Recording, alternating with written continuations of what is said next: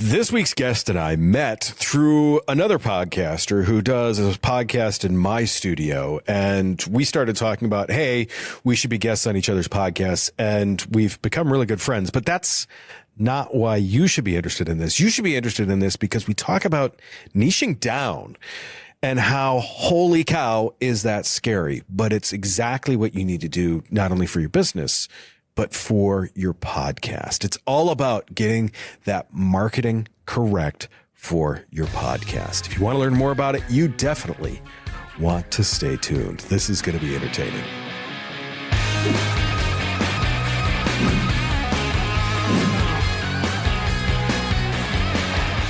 You started Beacon Media in 2012 in Alaska. True. Of all the crazy places to start a business, right? Right. Everyone thinks like, hey, when you're going to do marketing and all these other things, you're going to be New York, you're going to be LA, you're going to be London. You're like, no, I am going to go to the absolute middle of nowhere, Alaska, and I'm going to start doing marketing. About that. Yeah. This is why we get along, because let's take an idea that sounds kind of bad and then let's make it work anyways. Yeah. Well, on top of that, to make it even more of a it's where I was born and raised, right? So coming from the middle of nowhere. But nobody was doing it in Alaska. Nobody was doing digital marketing as an agency. There were a lot of great freelancers doing bits and pieces of it, but nobody was really kind of bringing it together. So, here we are, my co-founder and I at the time launching this digital marketing business way ahead of what was happening in Alaska. Like, we were past cutting edge. We might have even been past bleeding edge at the time. I mean, it was so early to market. It was brutal. But we saw what was happening in the rest of the United States, and we're like, hey, either we get in on this, get ahead of this. And really why we saw it being such a powerful thing for Alaska is that we've got a lot of amazing small and medium businesses in Alaska. It is the state's nickname is the last frontier, and it fits. Alaska's kind of the place you go when you want to go about as far away as you can from everybody else. Unless maybe you're talking, Arkansas Ozarks or some middle of nowhere Montana. But Alaska's kind of that place of new beginnings, that place of, we're pulling up all our stakes. We're going to go out to the crazy boonies and we're going to start something new with a bunch of duct tape and baling wire. I mean, that if you don't have to MacGyver it, why even start? Pretty much. Well, that's what my co-founder and I did. We MacGyvered it out the wazoo. I don't think we had maybe more than about $100 in the bank when we merged companies and started this thing. But it was just like, okay, we got vision. We want to do this. And I had vision for it being a national company, even at that time. I'm just like, there's something special about when you have to be scrappy and build it from the ground up and be creative because you don't have a lot of funding that really pushes you to be creative and find unique solutions to problems instead of just doing what had always been done. But that was kind of the name of the game for digital marketing in 2012. I mean, nobody knew what end was up, and it was brand new. It was the Wild West. It was the Wild West. And speaking of which, so the thing that I find interesting about this is you guys have kind of, I don't want to say pivoted, but you've niched in on a lot of the mental health space is a lot of the clients that you've worked with. And we talk about it from the podcasting aspect. A lot of people want to be every person's podcast. Right. Just the look on your face of, oh no. Bad podcaster, bad podcaster. Everyone is no one. That's what I was correct. Yes. Yeah. We say something similar. So when you decided to really niche in on that, I know it's something you talk about a lot, but like, what was the point where you said, we have to do this in order to survive, in order to thrive, in order to make sure that we're actually dealing with people instead of the vapor? I think there were a couple of phases to it. When we were exclusively in Alaska as a business, there's not as much variety, if you will, in businesses there. A little bit of a shallow marketplace, right? So when we were in Alaska, our niche was small, medium business, very broad niche. But that was about appropriate, I would say, in some ways for the Anchorage and surrounding area marketplace, because we were small enough that we didn't want to take on competing clients. Sure. Because there wouldn't be any privacy between what this dental, therapy office or whatever their, marketing strategy versus another. And so we quickly started to saturate the market for what we wanted to do in Alaska with the small and medium business. So then we decided, okay, so that was phase one, was going national and going, okay, we're going to take what we learned in having to be really scrappy and creative and, make things work with a small population. We're going to take that and start working nationally. Well, very quickly that niche got huge. What was maybe a smaller niche in Anchorage was now no niche whatsoever. So that after a couple of years of working on the national level, we realized we were no longer practicing what we preached. We always told our clients, like we said before, everybody is nobody. You've got to niche down.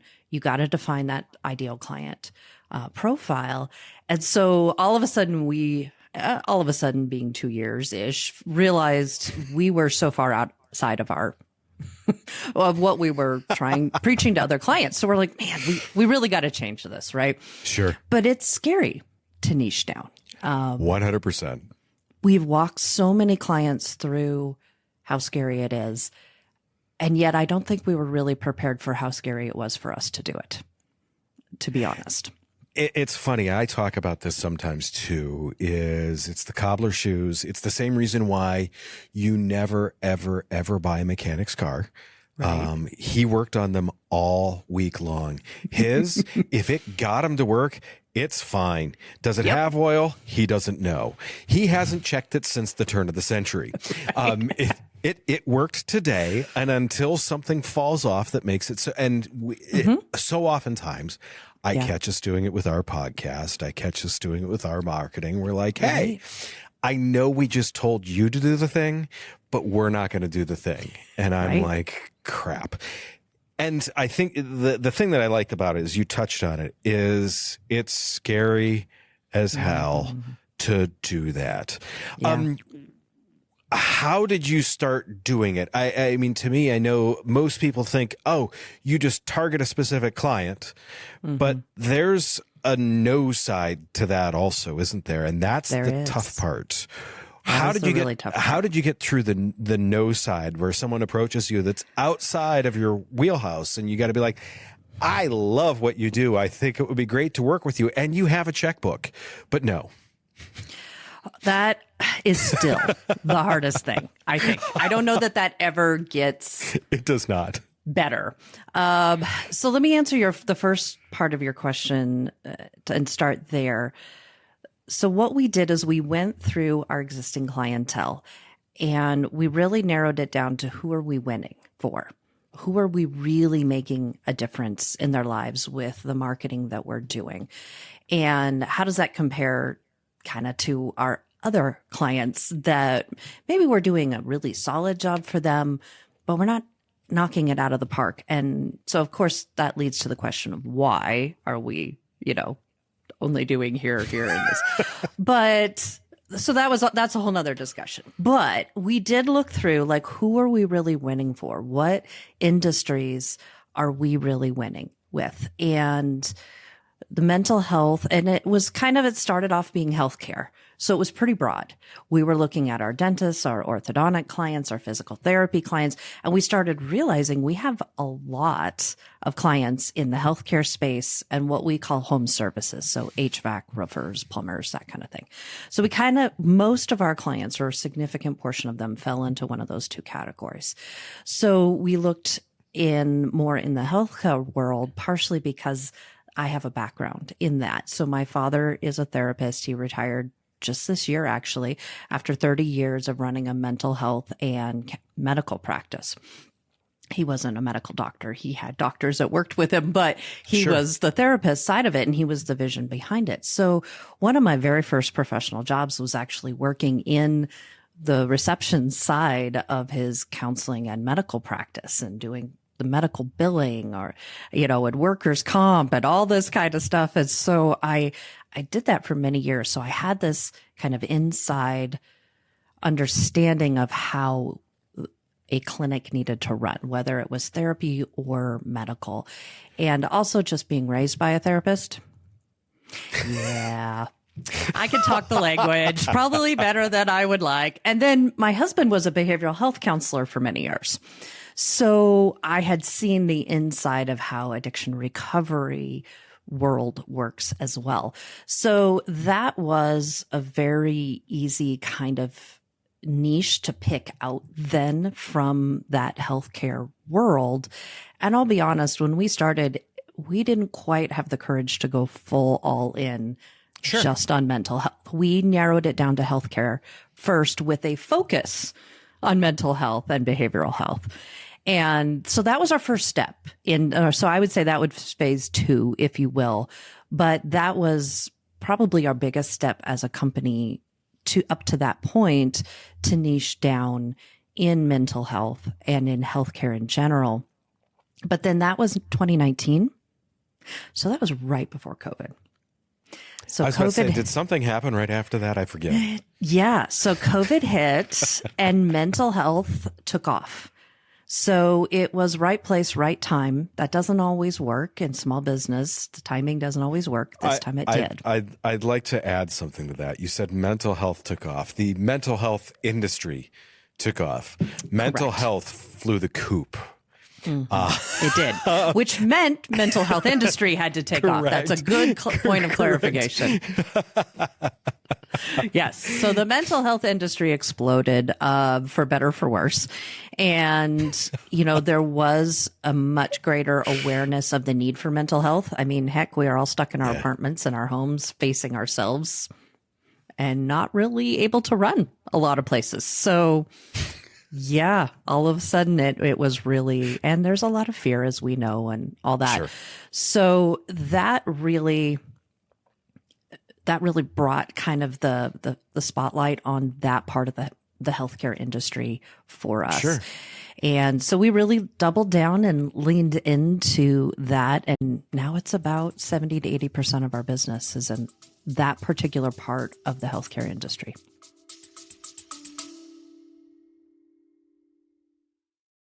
Is your podcast not getting the results you hoped for? Are you feeling stuck and unsure how to grow your audience or make a real impact? We get it. Podcasting can be a challenge, but with the right strategies, it can be an incredibly powerful tool. That's why we're offering our free no-pitch podcast consultation. We'll spend 30 minutes with you identifying areas for improvement on anything from optimizing your audio or video quality to developing a content strategy that resonates with your customers. If you're ready to unleash your podcast's full potential, visit the link in our show notes to schedule your free consultation. Space is limited, so sign up today so we can help you create a podcast that truly shines. That's awesome. And the pivot on that too is to me, it's nice. And I think a lot of people will be glad to hear that it wasn't just a switch. It was a switch over a couple of years that, okay, we have to be intentional about who we're finding. We have to, and it's the same thing really with the podcast is it's about finding your right audience. It's about finding the people that you are trying to talk to because those are the ones that are going to tune in. There's something that when you were on Chrissy's podcast, the Better Business for Small Business Leaders podcast, because we edit that one where she was in the studio, much like we're doing today remotely. And I'm going to read this because you drew a sharp line between lead gen, which you kind of considered as paid ads, fast results, but often lower quality, And then brand marketing, which is that slow burn, 6 to 12 months. But that's the thing that usually creates those stickier clients. Those are the higher outcome clients. Those are the ones if they've hung on with you for that.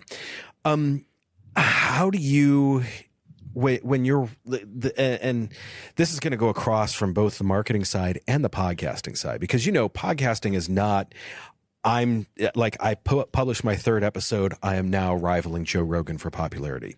Right. It is a very, very slow burn. It is a very long game. So how do you, I don't want to say square that circle, because God, is that overused? But how do you present that to people to say, look, this is 6 to 12 months of the first 5 or 6 months. You're going to be like, are these people even doing anything? How do you approach that?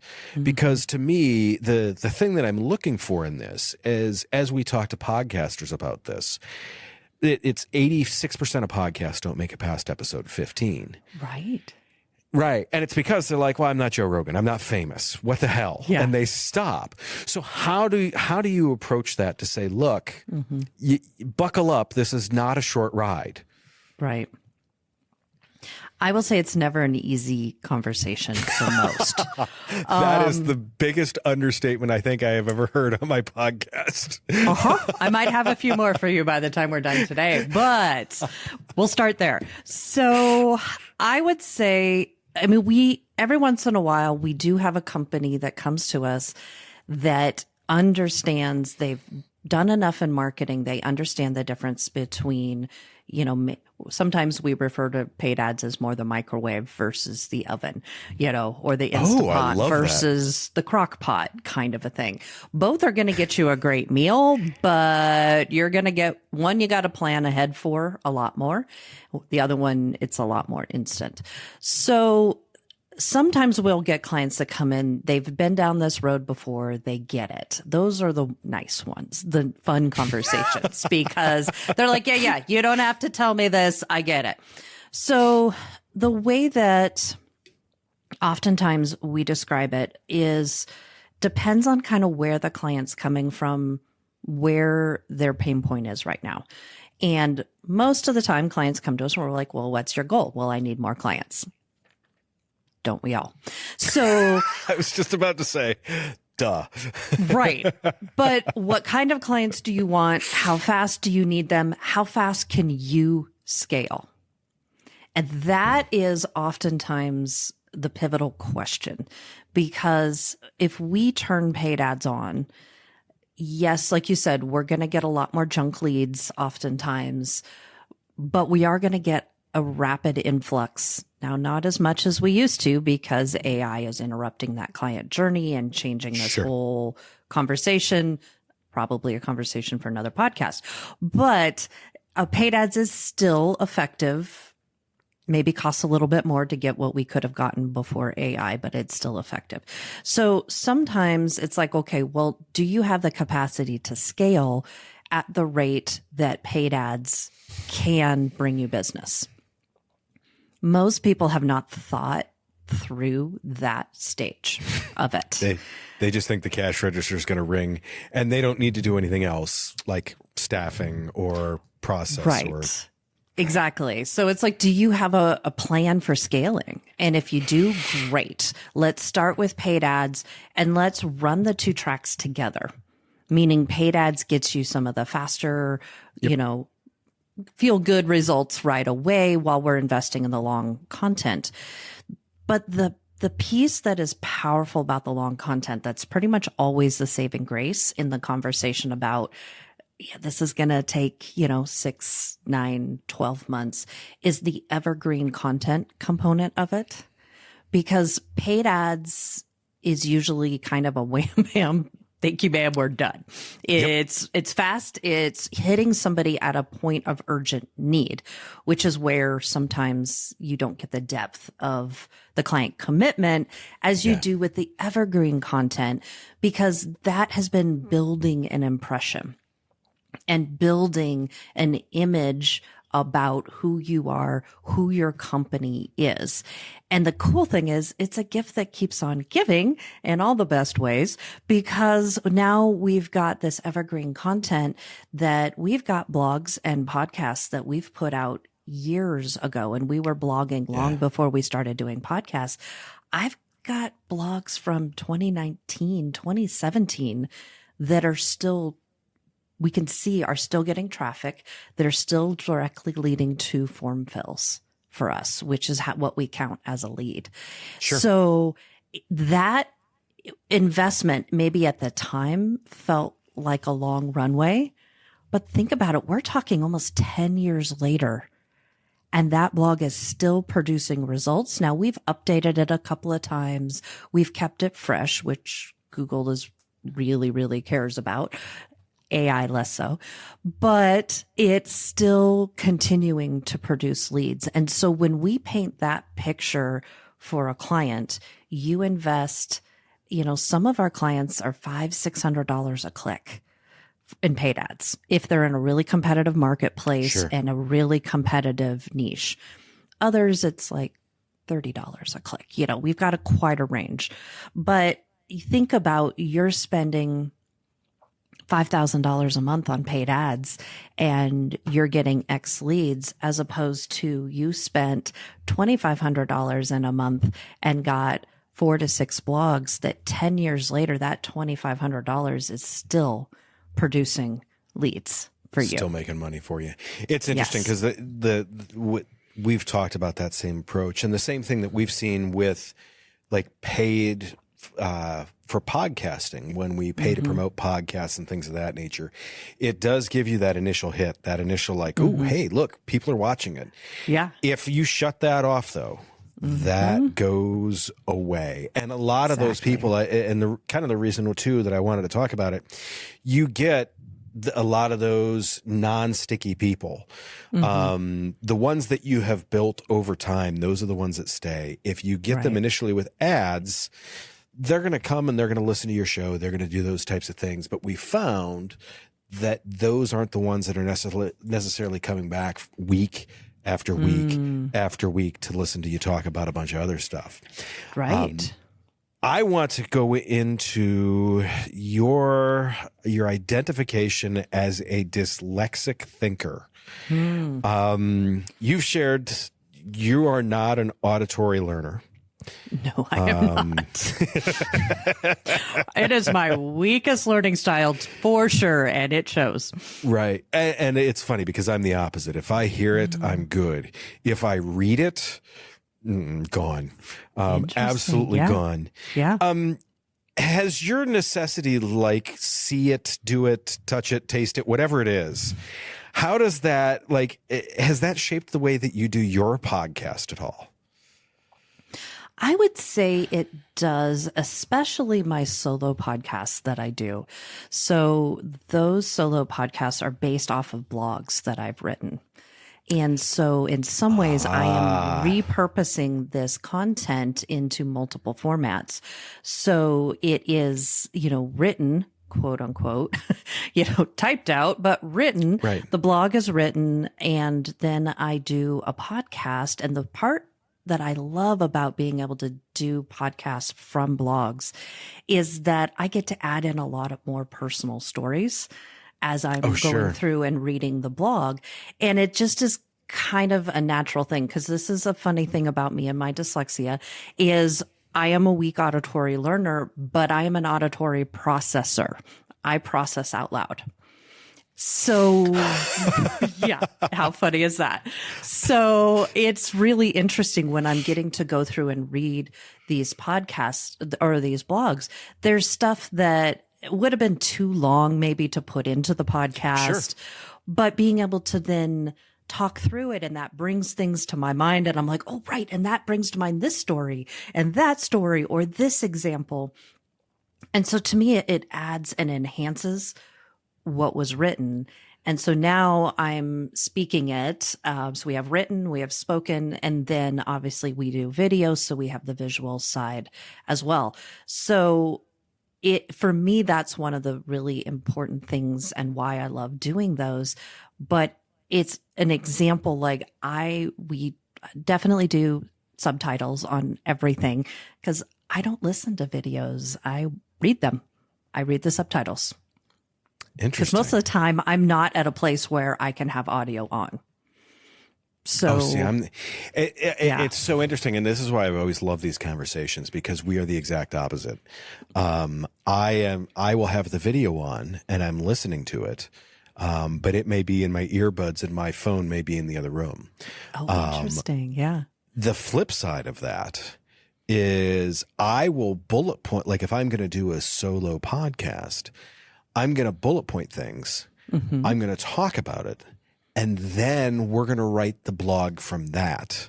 Yeah. Interesting. Mm-hmm. So here's the dyslexia is we go inverse from each other. We are backwards from each other in our process of both of these. Which to me, I first off find it interesting because obviously there's 10 different ways to do the same thing. Right. And it's figuring out what fits, what works, and how we always talk to people about the podcast as a content flywheel. Right. You go on, you talk into the microphone for an hour and it just spins a bunch of stuff out, which is great. The blog, the email, the post, the other things. Right. But you do it the opposite direction, which to me is kind of cool because I've never thought of it doing it that way. We've always been this line, not realizing that you can walk it backwards. Recently, you have said everything is getting infinitely more complex, referring to AI.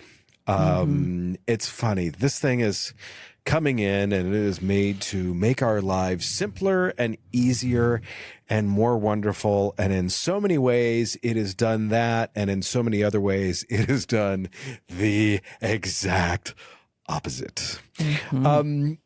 It's true. Like, it really has. I mean, because when I look at some of the stuff that we're able to accomplish, I'm like, my God, we couldn't do this 2 years ago in an hour. Right. When I look at some of the stuff that we have to deal with, I'm like, damn it, AI. Where do you see the human element as we move forward? I mean, you've got your podcast, you've got those, and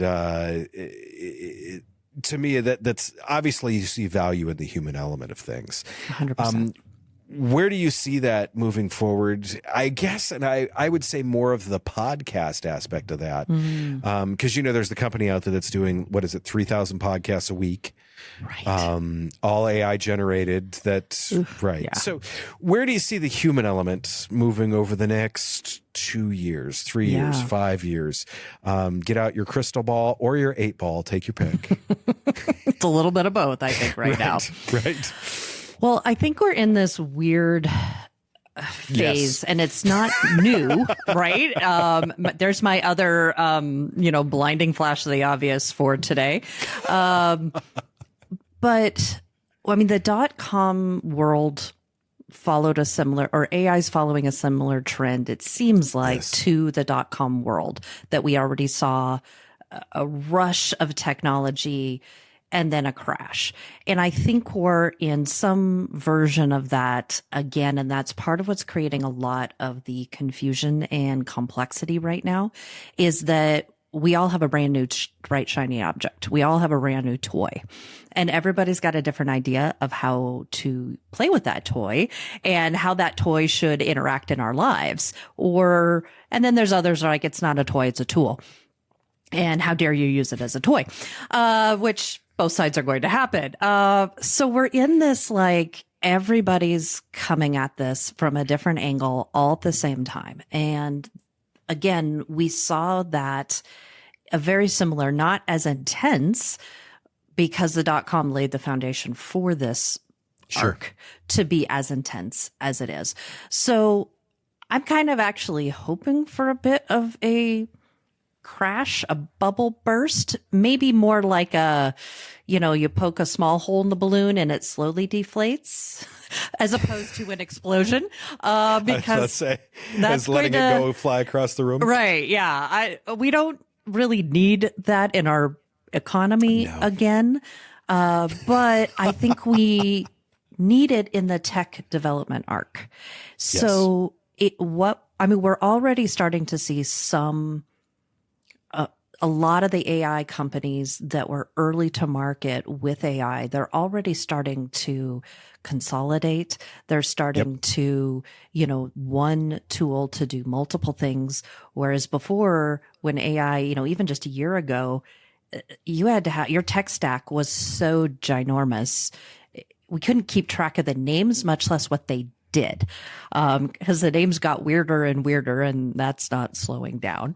I'm just like, is this Gizmo or G-Gizmo? I don't know which one this one is, So I think that we will see continue to see a consolidation of the technology, which I'm hoping reduces some of the complexity, at least in our tech stacks, where it's more like, okay, we've got 5 as opposed to 50 right now. So that's where I'm saying, I think the arc of it, again, hopefully not exploding, but maybe some deflation in the confusion and the just insanity that's going on right now, is actually going to help the human element piece, because there's too much for us to keep track of right now.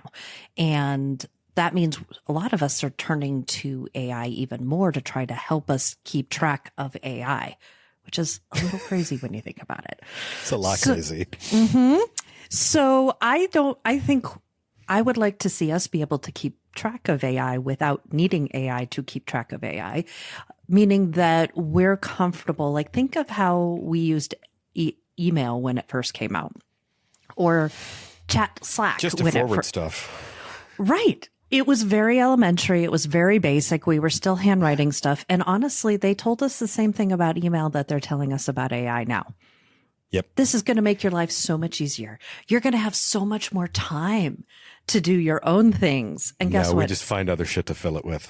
We did. We just got busier. And part of that is the US hustle culture. Sure. But I'm hoping, if I could paint my perfect picture, if you will, forget the crystal ball, the 8 ball. If I could paint my perfect picture, what I would love to see is humanity, and this is very idealistic, I know, but humanity learn from our past mistakes and use AI as a tool to really do what we thought email was supposed to do, and the technology that came out during the .com to do, where it really does make our life easier. We, instead of just filling our time with more podcasts necessarily just because we can, or more busy work just because we can, that we really embrace a mindset shift of, especially in America, of like, can we actually have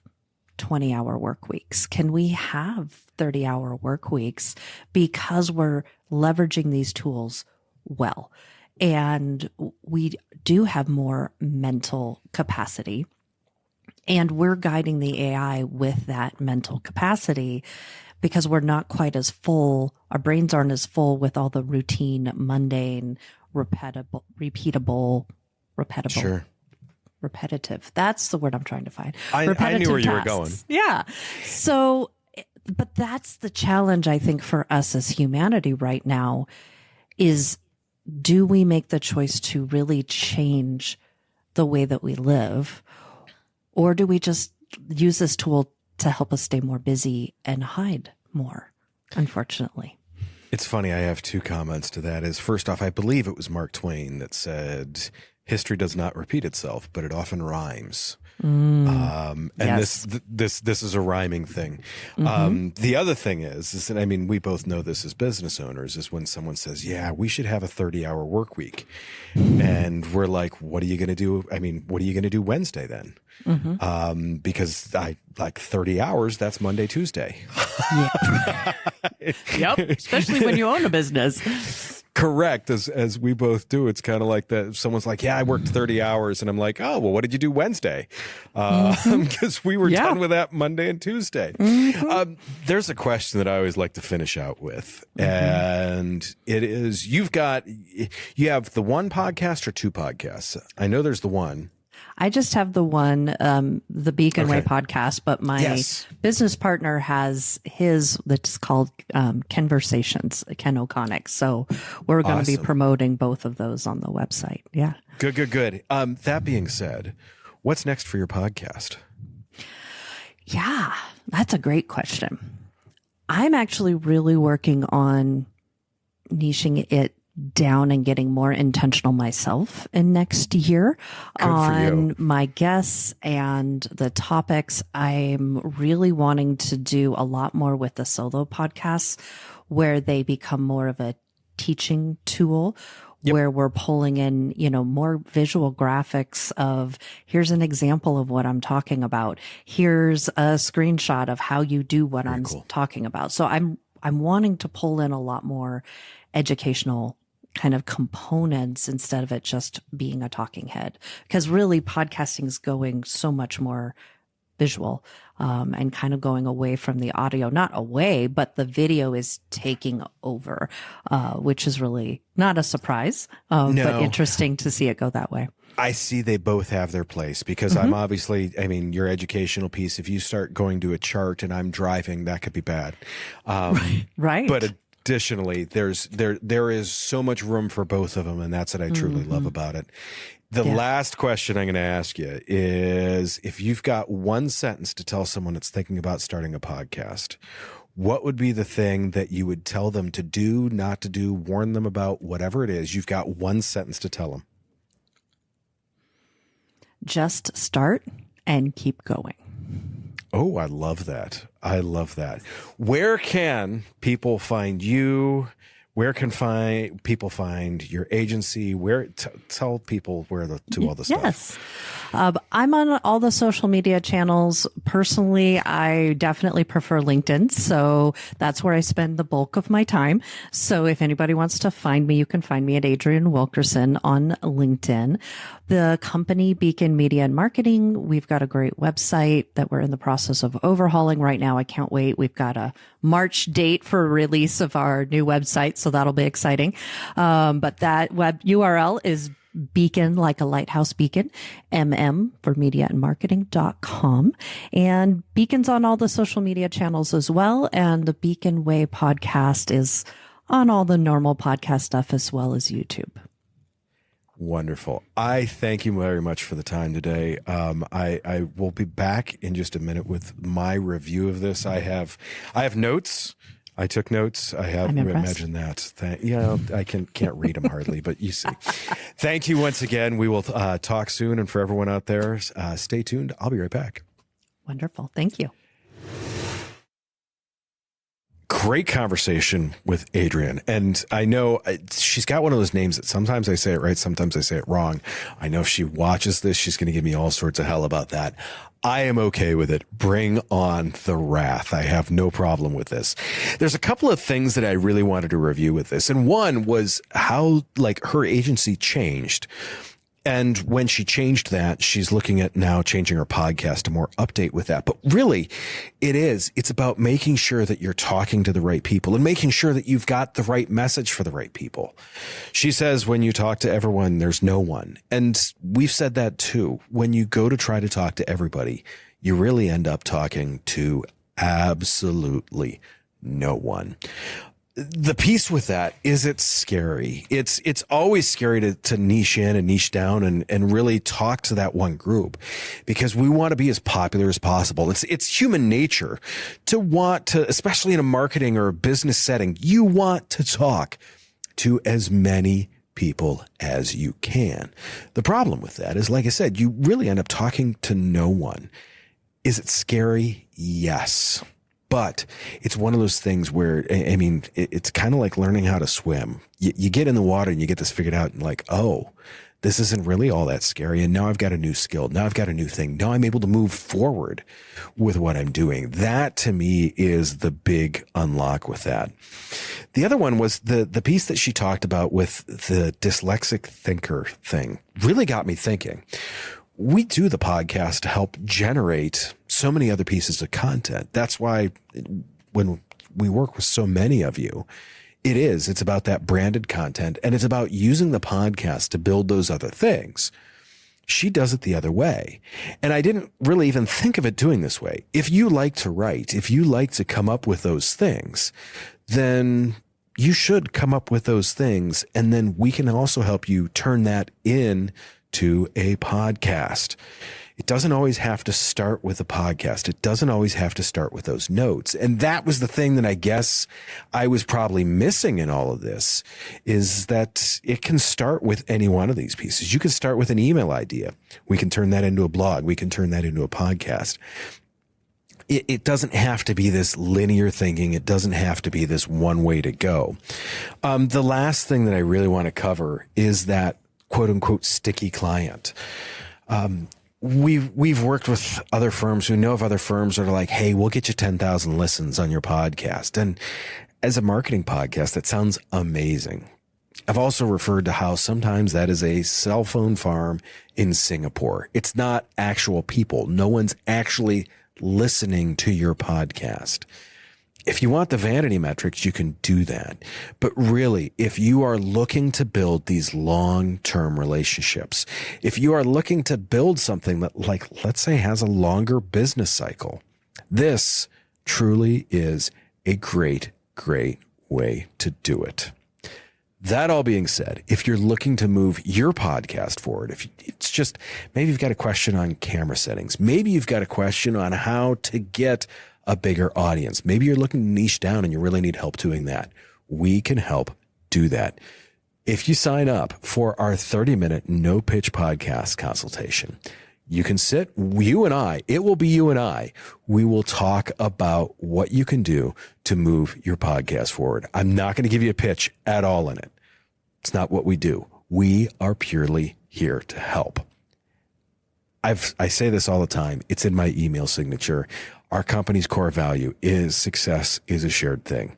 If you're successful, we're going to be successful. That's really all there is to it. That all being said, I really appreciate you coming along for the ride. If you'd be willing, would adore a review. Give us a comment, whatever you think. Do me one last favor. Take care of yourself if you can. Take care of someone else too. I will see you very, very soon.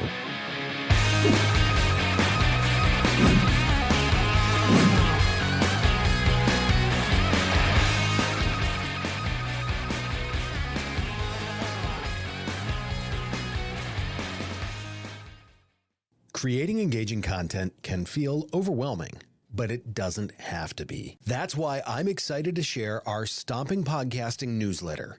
You'll get actionable insights and expert tips straight to your inbox. These are to help you maximize your video marketing and podcasting return on investment. Head over to the show notes and click the link to subscribe to our free newsletter. Don't miss out on this opportunity to become a video marketing and podcasting pro.